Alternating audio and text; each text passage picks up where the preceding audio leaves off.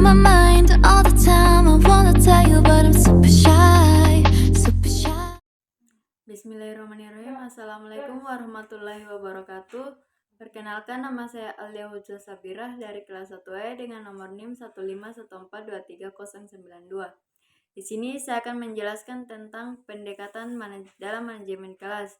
Pertama, kita harus mengetahui pengertian pendekatan dalam manajemen kelas.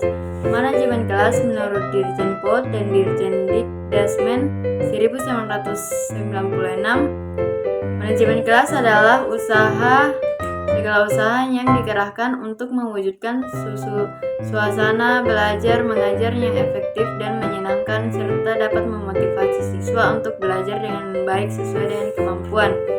Atau dapat dikatakan bahwa manajemen kelas merupakan usaha sadar untuk mengatur kegiatan proses belajar mengajar secara sistematis.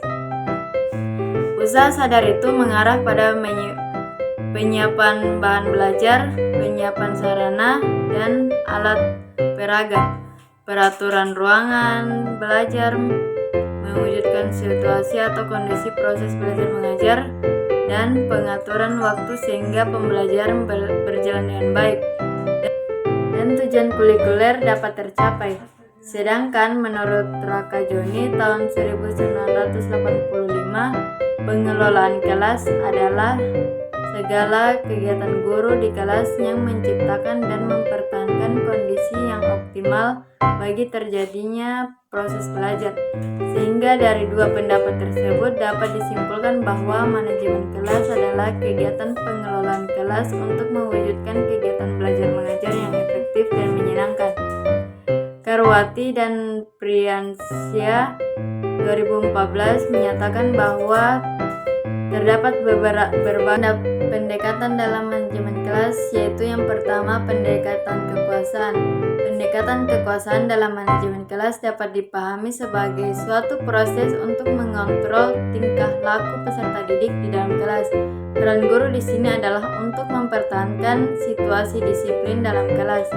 Yang kedua, pendekatan ancaman. Pendekatan ancaman dalam manajemen kelas merupakan salah satu pendekatan untuk mengontrol perilaku peserta didik dalam kelas.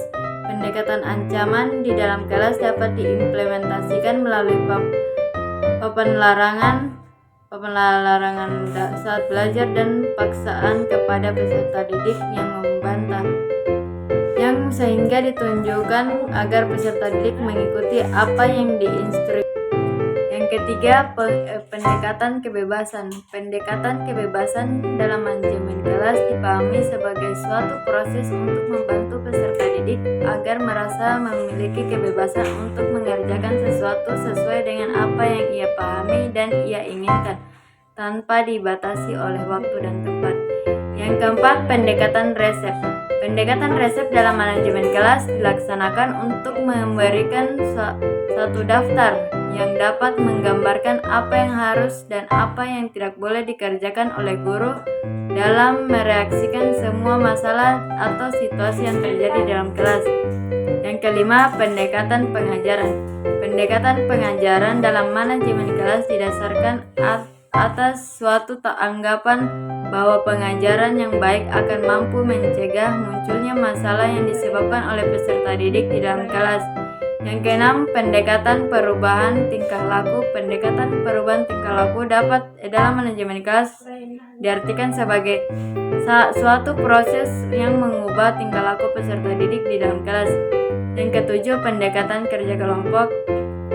Pendekatan kerja kelompok dalam manajemen kelas memandang peran guru sebagai pencipta terbentuknya kelompok belajar yang berada di dalam kelas. Yang kedelapan, pendekatan elektis dan pluralistik.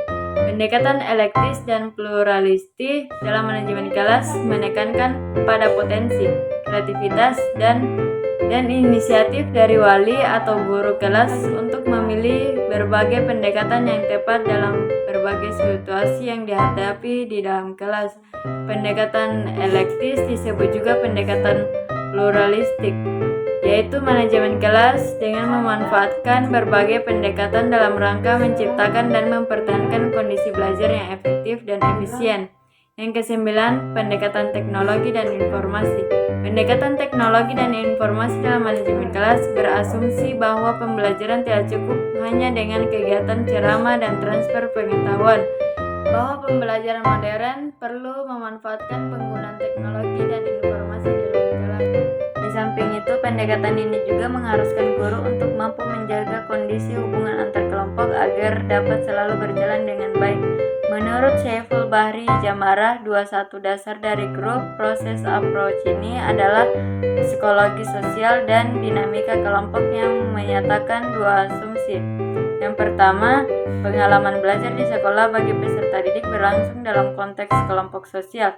Asumsi ini mengharuskan wali atau guru kelas dalam pengelolaan kelas selalu mengutamakan kegiatan yang dapat mengikut sertakan seluruh personal di kelas.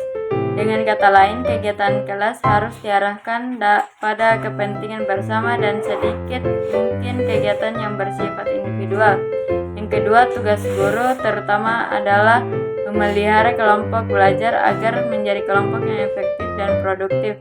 Berdasarkan asumsi ini, berarti seorang wali atau guru kelas harus mampu membentuk dan mengaktifkan peserta didik bekerja sama dalam kelompok. Hal tersebut harus dilaksanakan secara efektif agar hasilnya lebih baik daripada peserta didik belajar sehari-hari atau produktif. Kegiatan guru sebagai kelompok antara lain dapat diwujudkan berupa regu belajar atau tim teaching yang bertugas membantu kelompok belajar. Poin keempat yaitu pendekatan sosio-emosional. Pendekatan sosio-emosional dalam pengelolaan kelas merupakan suatu proses menciptakan iklim atau suasana emosional dan hubungan sosial yang positif dalam kelas. Artinya, ada hubungan baik yang positif antara guru dan peserta didik, serta hubungan antara peserta didik. Di sini guru adalah kunci terhadap pembentukan hubungan pribadi itu, dan peranannya adalah menciptakan hubungan pribadi yang sehat. Pendekatan sosio-emosional akan tercapai secara maksimal apabila hubungan antar pribadi yang baik berkembang di dalam kelas. Hubungan tersebut meliputi hubungan antar guru dan siswa serta hubungan antar siswa dan siswa. Di dalam hal ini, guru merupakan kunci pengembangan hubungan tersebut. Oleh karena itu, seharusnya guru mengembangkan iklim kelas yang baik melalui pemeliharaan hubungan antar pribadi di kelas. Untuk terciptanya hubungan guru dengan siswa yang positif, sikap seperti mengerti, mengayomi, dan